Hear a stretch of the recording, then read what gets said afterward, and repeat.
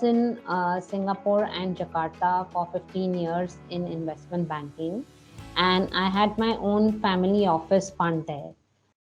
This is my 7th year back in India. I did investments, then I went back to advisory. Currently, I'm connected with 300 investors globally, and I pick up global deals. Apart from this, I've given 160 talks all over the world that can be seen on YouTube.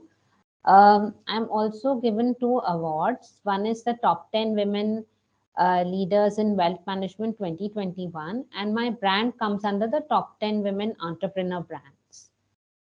Typically, we are sector agnostic and we do a $1 million to $50 million deals in different sectors. So, this is all about myself. It has been a journey of 20 years in entrepreneurship now, but you can say my 7th year back in India. So, the topic for today is successful entrepreneur skills.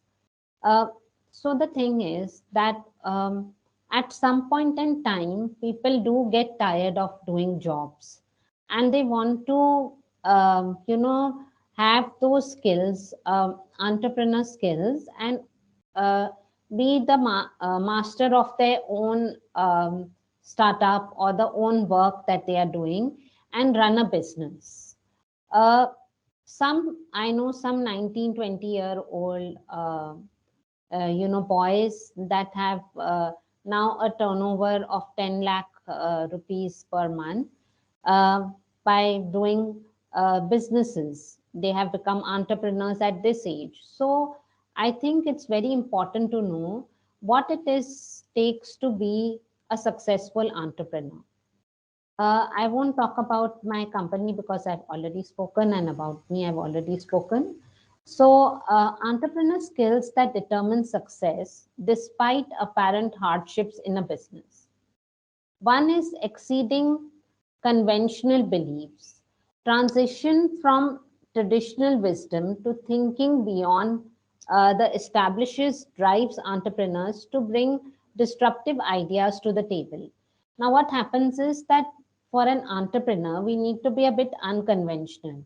Like I can say, I was very unconventional in my approach. I always felt boxed in if I was employed somewhere. Typically, if somebody told me to do something, I would do the opposite of it. So I always did something different, which was not traditional. What happens is that in India, we are very conditioned from childhood till become an adult, conditioned in the sense that this has to be this way.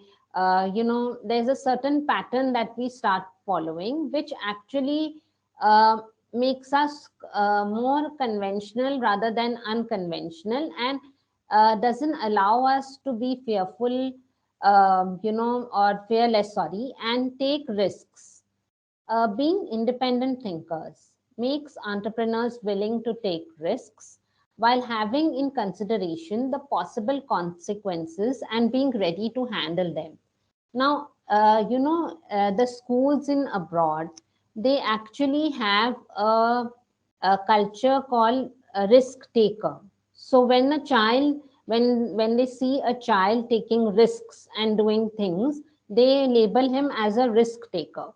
So there are certain, in IB schools, there are 5, 6 skills that one should have. One of it is a risk taker.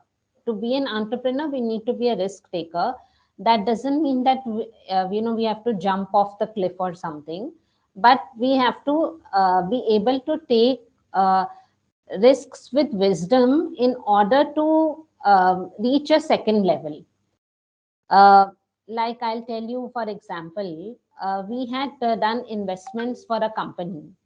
Typically, what had happened was that company had used the investment money to buy a car. Now, that kind of a thing is unacceptable.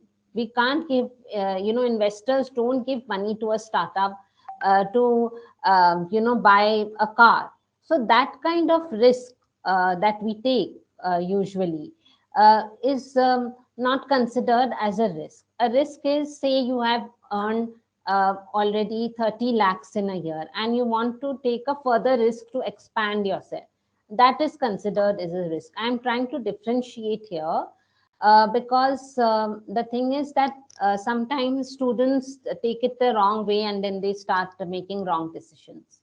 Then practicing decentralized management. Entrepreneurs delegate to co-workers to ensure that decision making authorities are not limited to a set of top executives.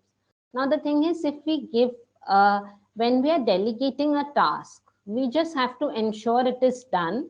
Apart from that, we don't really need to sit on somebody's head like a school teacher and ensure that this is done or not, because ultimately we are all adults. We have to treat people like adults, not a school teacher kind of a relationship, or mother, children kind of a relationship. We have to treat each individual as an adult, then, and let them be, let them explore, let them take risks, let them make mistakes, and then they can really excel.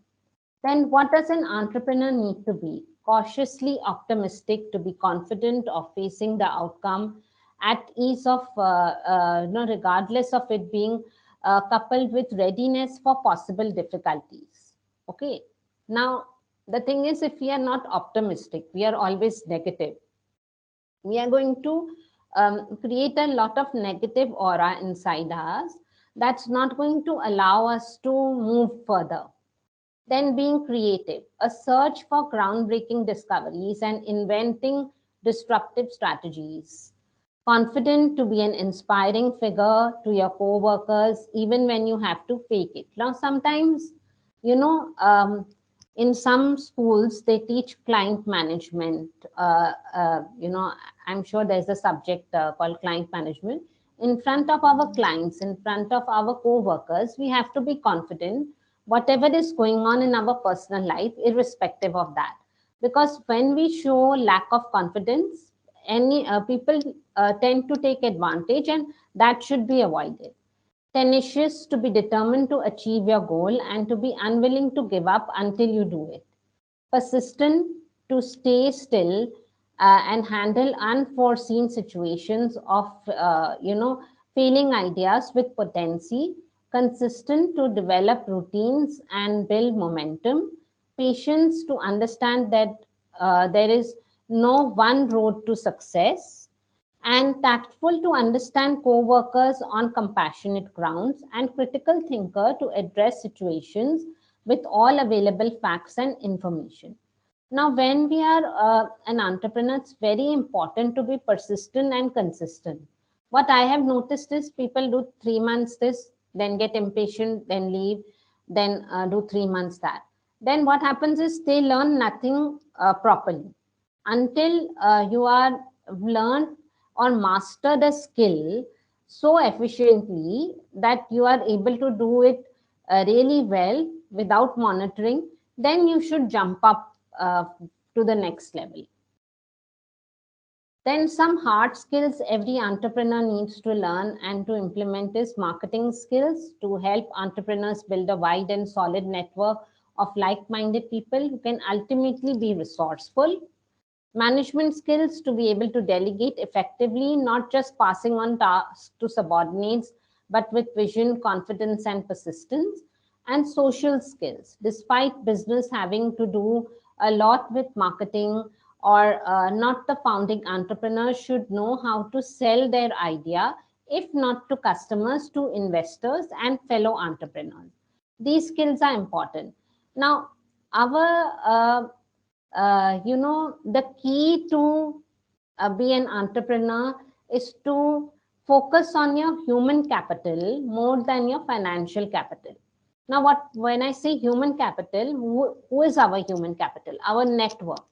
If we have a network of people, that means we have resources, because business will come from the network. So you have to, be a relationship builder. Uh, Try to be social, build relationships with all departments of your school, because this alumni or the schooling that you're doing will take you to a different level where you can actually do business with your peers. Now, hard skills every entrepreneur needs to learn and implement is forecasting skills to make accurate predictions of the future consequences when a task is being undertaken, and to be prepared with countering solutions to possible problems that may arise. Now, if you don't have those forecasting skills, then there's a tend to make a lot of mistakes that will give you a backfall. Hiring skills. Hiring the right people is most important for entrepreneurs so that they can pass their vision on to the right people. Navigation skills to navigate the business into the right direction when unforeseen or other shocking circumstances arise. Tech skills is for entrepreneurs to be able to utilize smart technology that could be resourceful in the business. So, all these skills are important in an entrepreneur. It's like, uh, when in India, when people get married, then usually they say, "Oh, you must have these skills also: driving skills, cooking skills, um, you know, uh, these skills." So, similar way, when you're an entrepreneur, you need to have these skills for in order to uh, uh, you know get more of these skills. You need to get into a lot of reading, read lot of things about different entrepreneurs, read Forbes site, read your story, so you'll get an idea as to how people do things. Finance skills. Now, financial literacy or budgeting is very, very important. Making smart and right investments, like if any of you are already playing in the stock market or doing crypto investments or blockchain investments, make it smart so that your money doubles so you don't lose money. Borrowing wisely. Firstly, you should not borrow money. That is one thing which I don't encourage. But in case for some reason you have to borrow, you have to do it very, very wisely. Keeping personal and business finance separate. In business, all this has to be separate. You cannot combine both. And being responsible to deal with financial challenges. So, any kind of challenges come. What happens is, since we start blaming many people around us, instead of blaming, we should be able to be responsible enough to deal with those challenges. Uh, then, did we do this already? No, we haven't done this, right? One second, let me just check. Yeah. So, delegation. The key to effectively leading, directing, managing, and controlling uh, people to work and in an organized manner. An entrepreneur is a leader to many, and leaders don't find their way to make people work through micromanaging. The tone is rather set by forecasting skills. Now, in anything, whether it is from managing the house to managing anything, nobody can do micromanaging. What people do is they waste time in micromanaging and they forget the larger picture. So, don't get into too much of micromanaging.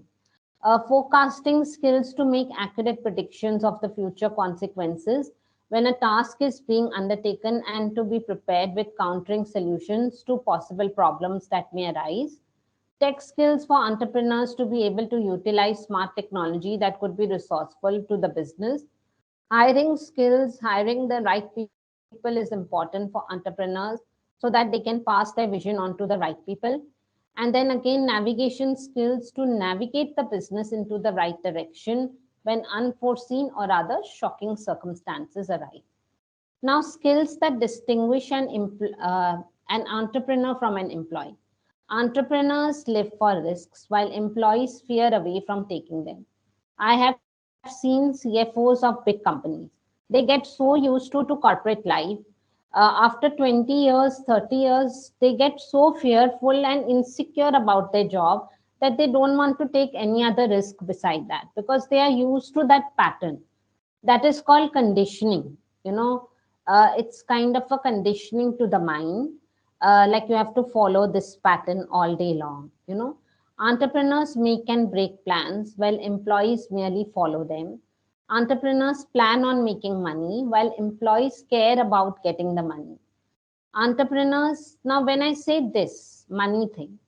So I know people who say, they want something in the hand at the end of the month. And because of that, they are unable to, because they are so used to that pattern, they are unable to make plans like, entrepreneurs will make to double the money. How they are going to, if you're smart enough, you will work for a few years, save some money, and then try to do simultaneously some entrepreneur things that will help you make more money. So you must have those skills how to double your money all the time. Entrepreneurs specialize in everything associated with their business, while employees restrict themselves to departments. So then you get, if you're in the marketing department, you don't want to learn about technology department. If you're in the technology department, you don't want to learn anything about HR. So you should know about all the departments. Entrepreneurs create directions while employees seek a path. So, we don't have to be a follower. You can be a leader also at times.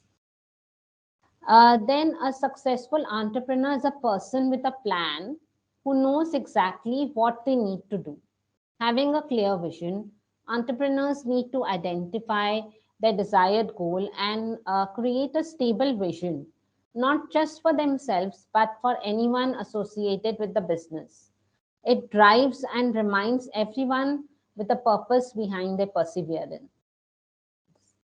Having a certain business plan to achieve that vision, knowing the vision for their business and working towards it with consistency, persistence, and emotional intelligence is critical. And a successful entrepreneur knows how to strategize every move. Now, there's a book, Power of the Subconscious Mind. Why I recommend all of you to read it. It will give you clarity about your own life. It will give you clarity as to taking clear and centered direction steps. You'll get a clear vision as to how to move about, because most of the things are in our subconscious mind, and we don't get clear vision because of blocking that our thoughts in there. So that's about it, and we are open to share questions. So Raghav had some questions. Raghav, if you can Yes, turn ma'am. on I your. wanted to ask what are your views on, ma'am, credit card loans or short-term loans, ma'am, and short-term See, borrowing? any See, I'll tell you, during the pandemic, I had to also take some loans, but I have already paid back. Anytime you take any loan, uh, if you make into this habit of taking loan all the time, at some point you'll have a terrible backfall.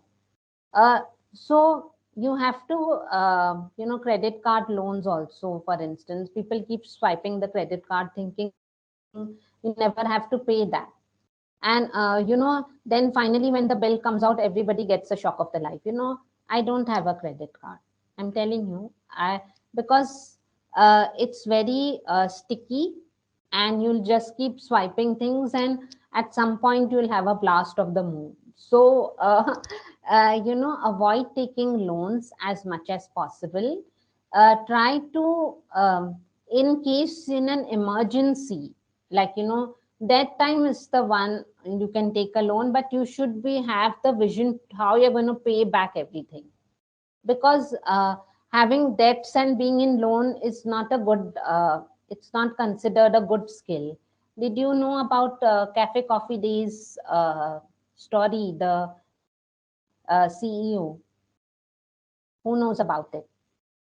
Yes, ma'am. I know, ma'am, about it. Yeah, what did he do? He took so many loans, he went overboard, and then he jumped off.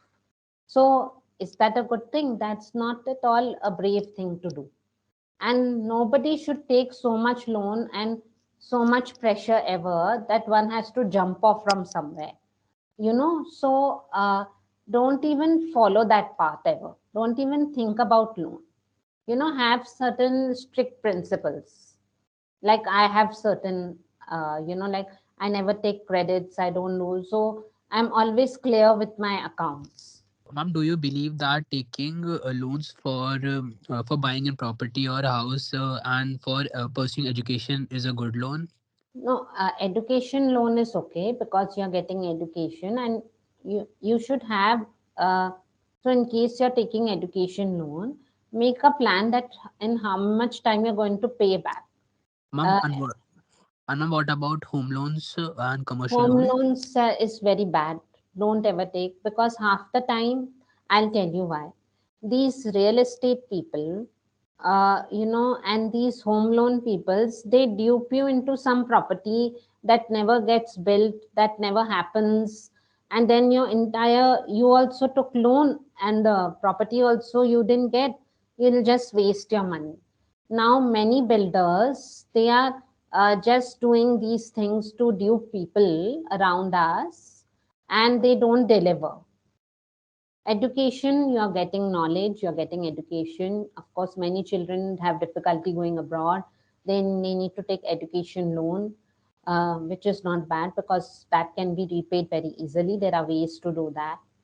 But this real estate and all, don't get into it, avoid it. Ma'am, but I believe that real estate's loan are like, ma'am, home loan are around 5.5%, ma'am, where we can just invest the amount that we were thinking to invest in the real estate, ma'am, in mutual funds, and we can just get the 15% from there, 10 to 15% from there, and ma'am, just we can pay the loan back. Ma'am, what are your views on this? Ma'am, did you get um, what did I say? yeah, I know about mutual funds. Yeah, that is okay. Okay, okay, Yeah. thank you, ma'am. I myself, I don't use mutual funds, but I think that's an okay proposition. Ma'am, I wanted to ask, ma'am, as you're an investment banker, ma'am, I wanted to know more about debt fund and how the debt fund works. See, we don't do debts. We only do equity. Uh, so a debt fund will work like a normal NBFC, a normal bank, how a normal bank works. There will be a rate of interest. You'll have to pay back the money in certain time, and you'll have to give certain collaterals like property, etc. It's just similar to uh, equity funds. I mean, sorry, similar to bank loans, etc. Equity, we only do pure equity. We don't do debt. So, ma'am, what if we wanted to invest in debt fund? Ma'am, how does that work? Uh, we could introduce you to some investors, but depends how much you want to invest. Also, there is a certain criteria. They will need to check your background, how much money you want to invest in that fund, what are your expectations. So, in case you want to become an LP, you can get in touch with me. There are many funds that are looking for LPs. It's better to invest in an equity fund. I can help you become an LP there. Sorry, ma'am, what's Raghav, a LP, LP, ma'am? just for information, is a limited partner who Yeah, is generally only an investor. He is not managing the fund, just for information. yeah. Okay. CEOs and CFOs are very influential, have big companies, employ thousands of people under them. How is their not taking risk affecting the growth of the industry as well as what's the No. impact on economic? CEOs, so most of the CEOs, they own the company. Some CEOs are hired by the chairman to run the company. CFOs are also hired by people to run the company. Now, the thing is, they have been given that tasks in their job role, that one of it would be hiring or making these money, because CFO is actually managing the money of the company, and basically he, so that the money doesn't go to waste, and there are lots of other things that come into place. So it's their job, only part of the job. So they don't, like CFO has to also sign certain documents under which they can, if the company is doing any fraud, the CFO can be caught.